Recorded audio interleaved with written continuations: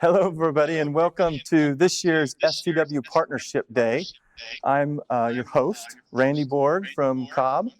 For those of you that don't know me and are not familiar with the setup here that we have, our STW Partnership Day has been held annually, more with a live audience with interaction, but this year it's a little different.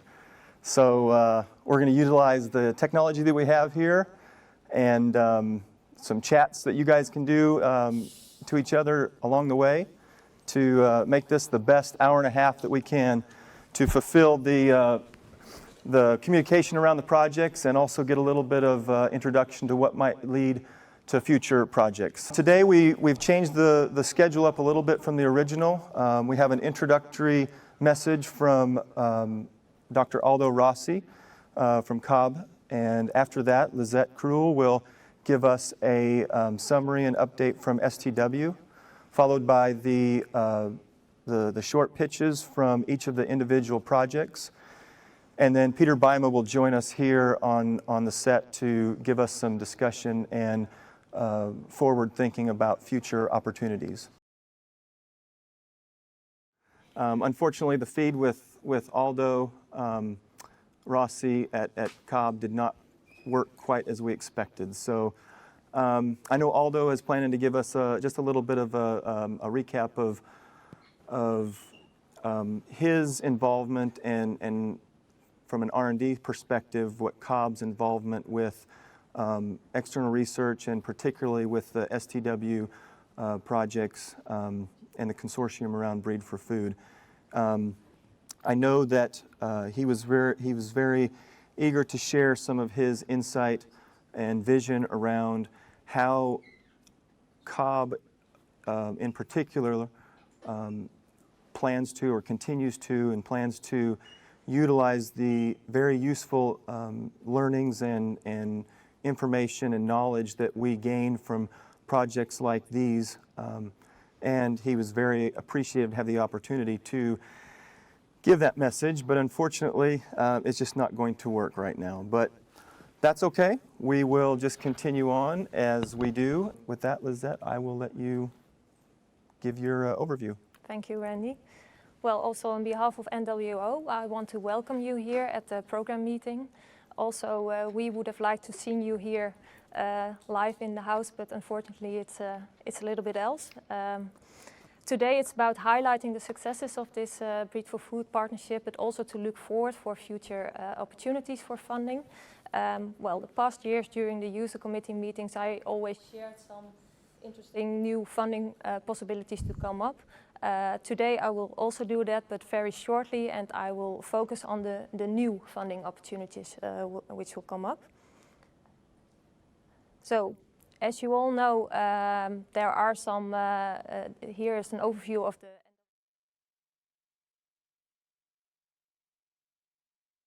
about the Veni Vidi Vici, the research infrastructure, investments at NWO, big investments about the infrastructure, specific open competition rounds for our different domains. Randy always says the STW, but since 2017 we are the Applied and Engineered Science domain within NWO, so it's AES. You all know the funding from the Open Technology Program, Perspectief, Demonstrator, Takeoff. So I won't recap that. Since a few years also the Dutch Research Agenda, the NWA, was introduced. It's about questions from society. And I know a few project leaders within the Breed4Food partnership already have also submitted proposals in this round. What is new from now? That will be the Knowledge and Innovation Covenant, the KIC. So I will also mention it, the KIC, from now. The Breed4Food partnership is a STW partnership, but from now this partnership is not called a partnership anymore. It's within the KIC. It's called the Demand. Also, this KIC is aligned with the policy of the ministries and the top sectors. So the KIC, it's about a mission-driven innovation policy from our government. They have distinguished 4 knowledge and innovation agendas, 4 main themes which research and innovation should be aiming for. It's about energy transition and sustainability, health and care, agriculture, water and food, and safety. Of course, for Breed4Food, the agriculture, water and food is most important. Besides, there's the key technologies. There are 50 key technologies defined, which we consider as very important for different research areas. And among those key technologies, also genomics and biotechnology are mentioned. And then there is a 6th one, it's public earning capacity, and that's to support the other 5 in accelerating to achieve the missions which were defined. So there's a budget. This kick will start at 2020 and will last until 2023. And the budget will be 180 million euros annually. So that's a huge budget. And the 4 main lines of funding were defined. The first one is called the mission, so that reflects on the themes as I just mentioned. The second one is the demand, and that's where also the partnerships are in. And then the third one is it's strategy. It's more the long-term programs, and the fourth one is the practice. And that's more the part of NWO, which is called SIA. It's for the applied universities, the hogescholen, in which research and practice are very close to each other. But like I said, also within the partnerships, we also collaborate a lot with companies as well.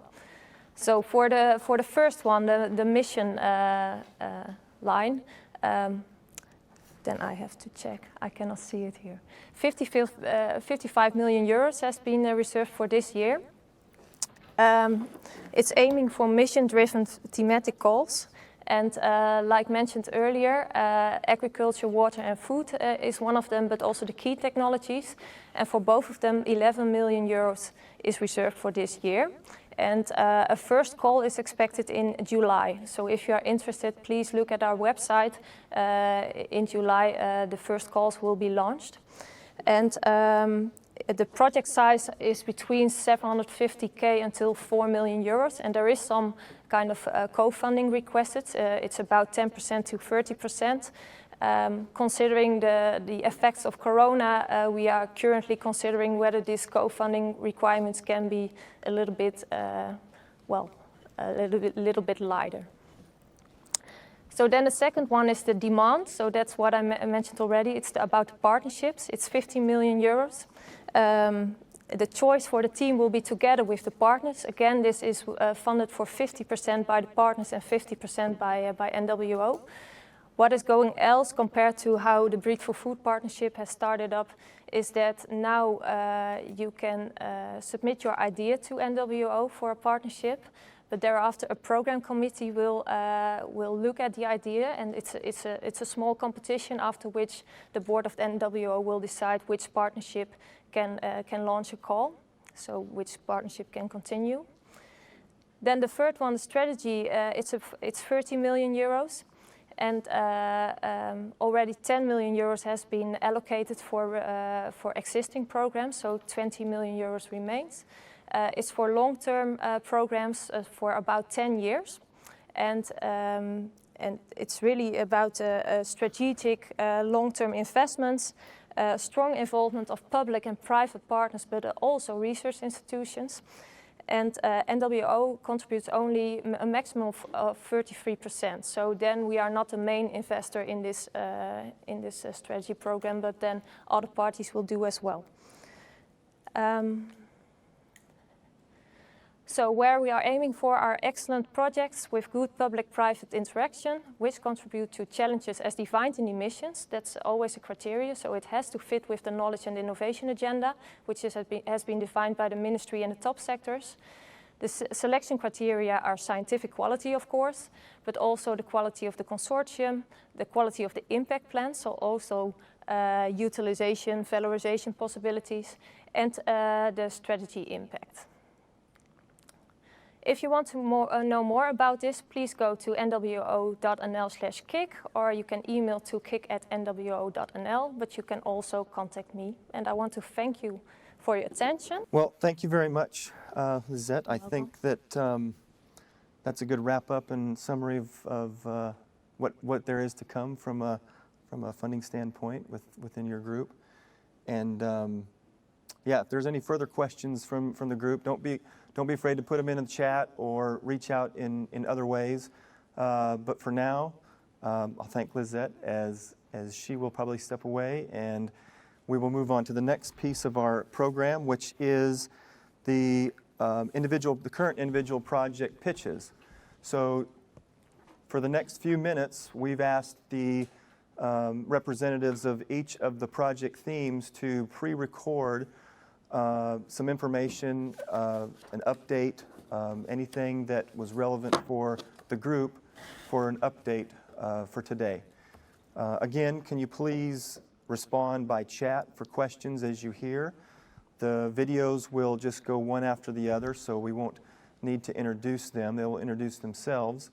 But please do use the chat mechanism, and the people that did the videos are also watching, so thank you for doing those and submitting them on time so we could get them included. And they will be available to answer questions during the chat or in the chat during the video.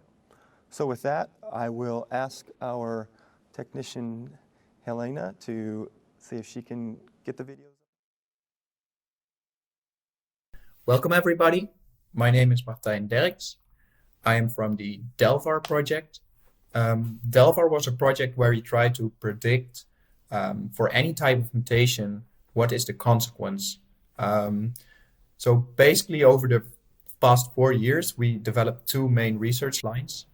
One was to really look at deleterious mutations. One of the things, for example, we looked in detail at some lethal recessive mutations.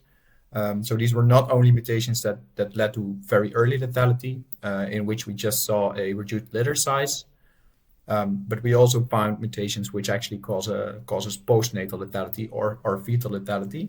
Moreover, we saw that some of these mutations are actually under balancing selection because they have a favorable phenotype in heterozygotes, while others were probably just a result of genetic drift. One other thing we looked at regarding these deleterious mutations is, for example, at the genetic load of some of the livestock populations from our commercial breeding partners.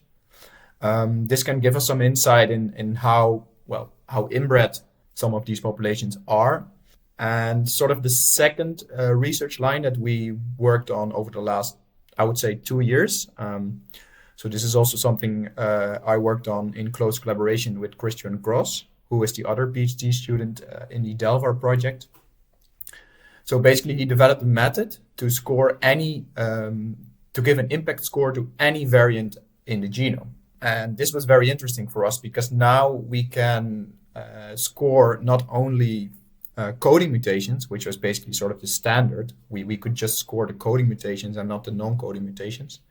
But this tool that Christian developed can also score non-coding mutations, which is very interesting because we know that many of the variants that actually alter phenotypes in animal breeding populations, that they are regulatory. So they don't directly affect coding mutations, but they actually change the expression of a gene, which leads to an altered phenotype. So we could use this tool to actually map functional mutations in the genome of some of these livestock breeds. We developed a pipeline in which we can sort of try to map functional mutations also from GWAS results. And altogether, I think we have now a nice tool set to really predict function from sequence. So we can really look at, okay, what is the consequence of a certain mutation? And this can either be deleterious or this can be beneficial. In just a few minutes about our project, I must say that I really enjoyed working in this DELVAR consortium. We had very good connection with all of our breeding partners. So we were all very happy that we were all very happy to be in this project. And thank you. And I wish you a very nice day. Hello, everyone. My name is Pascal Dunk, and the last 4.5 years or so, I have been working in the genomics project. And in this short talk, I will highlight some of the most important results of this project. So the genomics project is all about genomic prediction for crossbreeding. And in most crossbreeding programs, breeders create a reference population of purebred animals, and they make selection decisions based on the information in this reference population. So with this strategy, the response in crossbred performance, which is our breeding goal, depends on the genetic correlation between purebred and crossbred performance, or simply called the RPC. In a review paper on the RPC in pigs, Yvonne Wintjes showed that the value of RPC is usually somewhere between 0.5 and 1, with an average of 0.63. This means that when we use a purebred reference population to estimate breeding values, there will be improvement in crossbred performance as well, but at a much smaller pace than in purebred performance, as you can see in this graph. So the aim of this research project was to find ways to accelerate this response to genomic selection in crossbreds.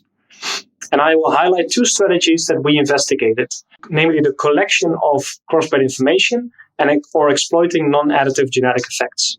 So first of all, in a data set of broilers, we compared a scenario where we used a purebred reference population with a scenario where we used a crossbred reference population.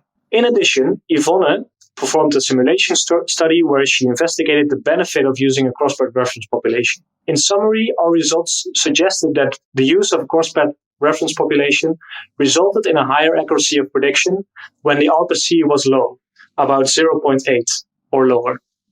The benefit increased when the crossbred animals were more closely related to the selection candidates and when the number of animals in a reference population was large.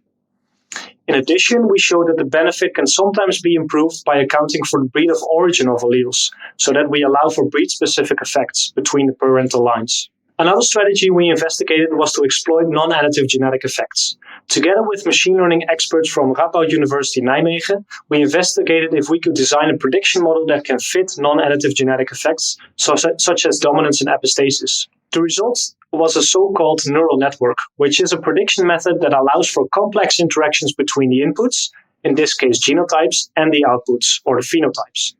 The results showed that this neural network was more accurate than traditional genomic prediction models, when a trait was influenced by only a small number of causal loci, or when dominance and epistasis were abundant.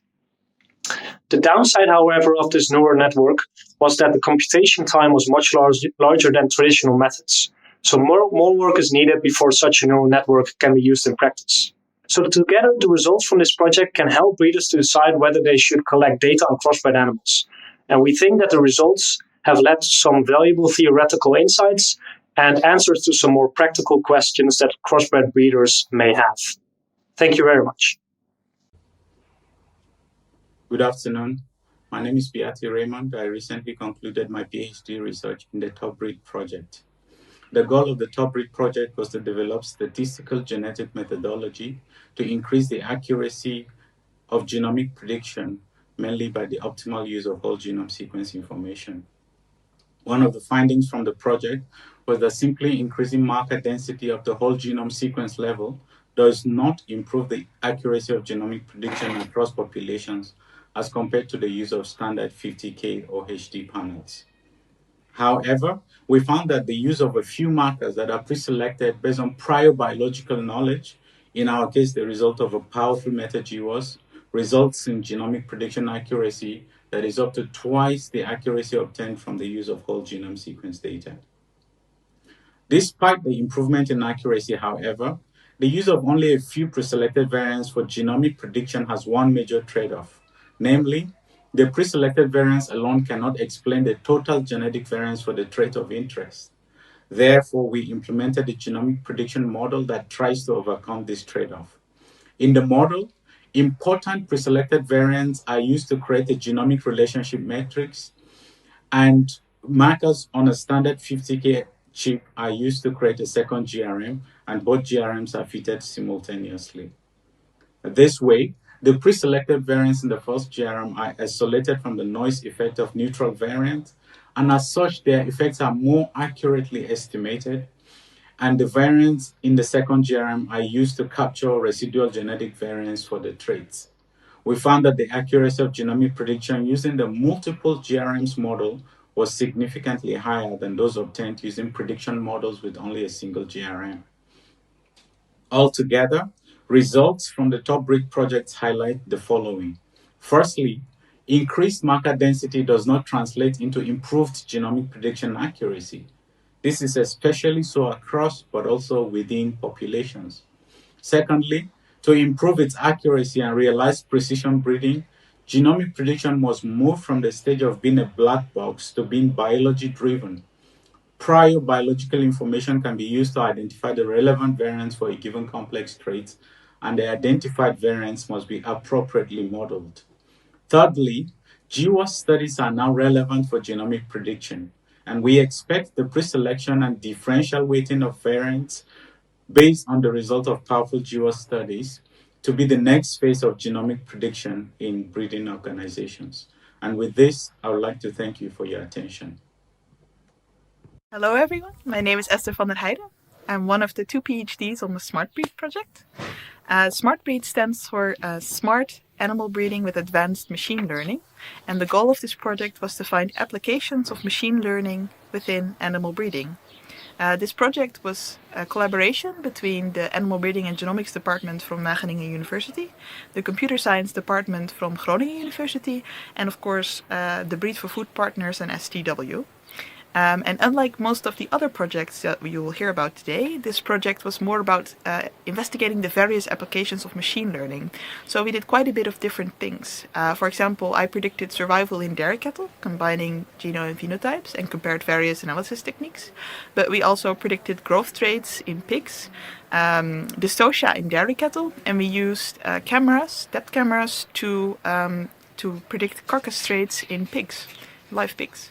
But by far my favorite part of this project was these 2 little side projects that came about because of this intense collaboration between the 2 universities, which both involved using computer vision to automatically identify dairy cattle.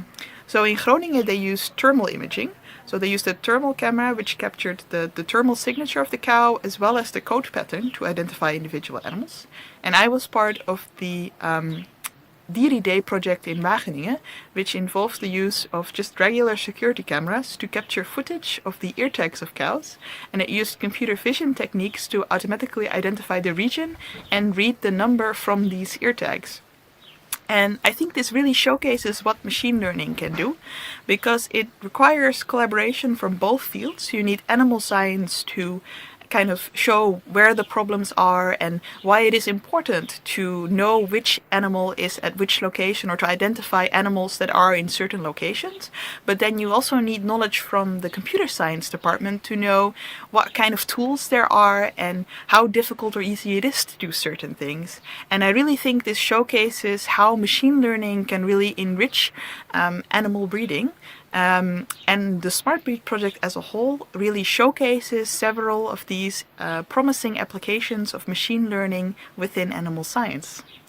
My name is Chrissy Rokas, and I'm a postdoc supervised by Han Mulder. I've been working on the Mutabreed project. The key objectives of Mutabreed are to estimate mutation rate in pigs, estimate the contribution of de novo mutations to quantitative traits, and to investigate the impact of genomic selection strategies on the contribution of mutational variants to genetic variants and selection response. We have started by estimating mutation rate in pigs and the contribution of de novo mutations to quantitative traits. We've done this with 30x coverage sequence data from 46 trios from 2 commercial pig lines. We have several criteria for finding de novo mutations, but mainly the important thing is that the de novo mutation is heterozygous in the proband and not found at all in the parents or any other unrelated individual in this study. Our preliminary estimates of mutation rate in pigs is 1.8 times 10 to the minus 8 per site per gamete, or in other words, this means that there are approximately 40 SNP de novo mutations found in each proband in this study. This is a very similar estimate to other mutation rates in mammals like humans and dairy cattle. De novo mutations that have been detected will be validated in the offspring of the probands by genotyping. but based on the relationships of the trios we have sequenced for this study, we can already validate some of the mutations we have found. Our current research is important because genomic selection exploits new mutational variants less than traditional selection, and many de novo mutations are lost before genomic selection puts pressure on them. This is because de novo mutations are not on SNP chips and have no linkage to equilibrium with markers on SNP chips used for genotyping. Additionally, there are very few direct estimates of mutation rates in farm animals, and the contribution of de novo mutations to quantitative traits is unknown. Our results from the MutaBreed project will be important for developing sustainable strategies for long-term selection and genetic diversity in farm animal breeding. Well, I want to thank each of the presenters for giving us a great overview and update of their individual projects that they're involved with. I know it's very difficult. I will never forget the conversation I had with my advisor years ago about trying to take all of this work and these details that I focus so hard on and condense them down into abstract format or a 4 to 5 minute presentation. It's one of those skills that nobody tells you about, but it's so important to do. And I want to thank each of our presenters for doing such a great job with that. I would like to kind of move it over to Peter for his overview of future STW project programs. Yeah. Randy, thanks a lot. So I've been asked to reflect on what has been achieved in the past years and what would be strategic developments for the future. I think we have seen 5 videos of excellent research of young researchers. So there's always a risk that, the older guys afterwards they start to talk too much. So I won't make it very long, but I will try to give my perspective on what have we learned and what would be interesting avenues for the future. And I grouped things a little bit together. So I think one important focus of the past years was on biology-driven genomic prediction. And then on the one hand, we had the functional approach, mainly in the DELVAR program. And in the top breed program, the focus is more on the statistical approach. But in both approaches, we can bring sort of biological information, either from functional genomics or from GWAS, into the genomic prediction. So we learned that, if we just have plain sequence data, it doesn't help us a lot. But if we bring in DNA functioning and GWAS information, we can improve the genomic prediction. And this seems to be particularly useful for cases where we don't have a huge reference population. So for either small breeds or for traits that are expensive to record, so that we have a relatively small reference population. Well, where should we go with this topic? I think we are just at the beginning of this sort of biology-driven genomic prediction. And if I link it to the group in Wageningen, then I think there is a need for a full integration of, the molecular and the quantitative genetic fields. And so in terms of, the Wageningen context, you could think of, the research lines that Mario is an example of, and that Martin is an example of. And I made a little logo for that merger, so I think you can easily judge who is who. So should not be too difficult. And one part of that would be the use of functional information, functional prior information in genomic prediction. And that is supposed to produce higher accuracies of predictions and therefore better genetic progress, particularly for difficult traits. And that ideally that would be merged with, detailed phenotypic information, detailed biological information in the sense of organoids and the like. I think the utilization in the genomic prediction program is relatively straightforward. I mean, then you're thinking about accuracy of genomic prediction. The utilization beyond genomic prediction is less well developed, but I think there are clear links to, the broad concept of quality, fewer animals that show lethal defects, fewer products that have a certain quality problem, etc. So not so much the quantity, but preventing outliers on the wrong side of the distribution. So that's the one sort of direction that I can imagine. The second is well, more on the system of genetic improvement. We have seen the MutaBreed project by Chrissy, and Pascal has focused on crossbreeding schemes. Well, we have learned that, or say the work in the genomics project has identified the main factors that determine response to selection in crossbreeding schemes. These are the proximity of the reference population to the selection candidates, the breed of origin of the alleles, and whether you have a purebred or a crossbred reference population. So we now know these factors, but we don't really have a good grip on their quantitative impact. So how the balance is, how it finally pans out, we don't have a real tool for that. Another thing that we have learned from the research of Chrissy and also the research line of Han Mulder is that genomic selection erodes genetic variation quite quickly, and genomic selection does not really utilize new mutation variants. And from the work of Chrissy, we also know that mutation matters a lot. So I think there's a real issue here.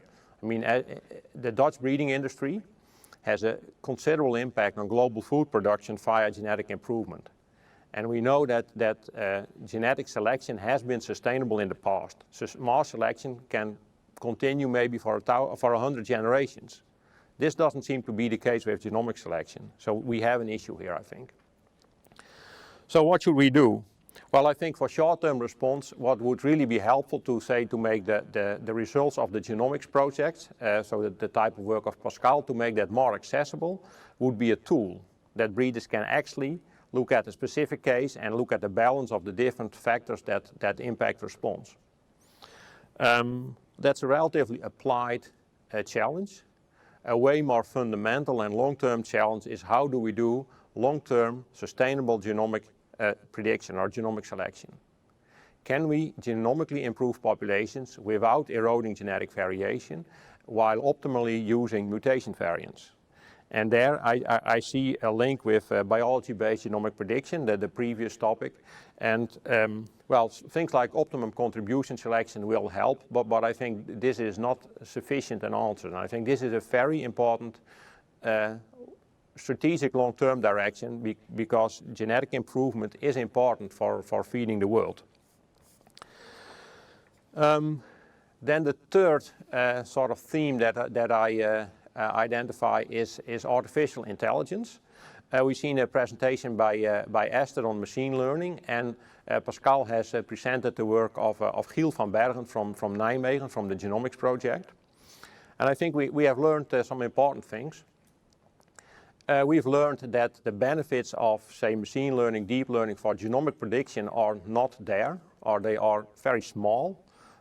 We've had a talk on the World Conference, I think in New Zealand, that this was all very promising. Well, we don't see it, and it's probably never going to be there. We see some benefits for phenotype prediction, but phenotype prediction is not easy. But as illustrated by the video of Esther, there's a lot of potential for better phenotyping, for high throughput automated phenotyping of traits that we otherwise could not really capture. And what she also mentioned, and what I really like, is that if we really want to be successful here, we should not try and reinvent the wheel, but collaborate with existing experts in the field of artificial intelligence. And those are available in the Netherlands. So where should we go in this context? I think phenotyping technology with the help of artificial intelligence is an important direction to go. And then the focus should probably be on animal health, behavior, and animal welfare. The sector, say animal production, is increasingly under criticism. Our license to produce is not obvious, and I mean, the environment is one part of it, but particularly animal welfare is an issue in society. And here the artificial intelligence can help us to make a big step forward, I think. Well, maybe the final slide was a bit predictable given my answer to Paul's question number 3 or 4, I don't remember. But another thing which was not really in the presentation, but I think what we really gained is human capital, so human capacity building. I think the success of the Dutch breeding industry has been supported considerably by ties with Wageningen University and by training of new people. If we look at the current staffing of breeding companies, that's largely from Wageningen. Well, in this Breed4Food Partnership program, we have this has been broadened to include other universities as well. And I think this is a very important long-term strategic investment, and that would in itself would already be a good reason for the next partnership. Thank you everybody for contributing. And before we go, I do want to just let everybody know and thank those that were involved with coordinating these efforts. Thank you to the staff here at the studio here at Wageningen for getting things set up and helping us go through this. Thank you, Peter and Lizette, for coming in and giving some in-house perspectives. I want to thank Beati and Pascal for going through the chats a little bit and helping kind of direct those. And as a thank you, I will distribute these outside, but I have a little care package for you and those that helped from one of our local farms here, a little cheese and meat and cracker combination. That just our way of saying thank you for the time and contributing. So with that, I'll sign off and again say thank you to everybody. If there's questions further down the road, we're all used to reaching out to everybody through phone call or emails. It's not too hard. Everybody's good at following up, so let's just keep that communication going and keep moving with the momentum that we have on these projects and see where that takes us for future opportunities down the road. So with that, I sign off and say thank you, and we will see you next time.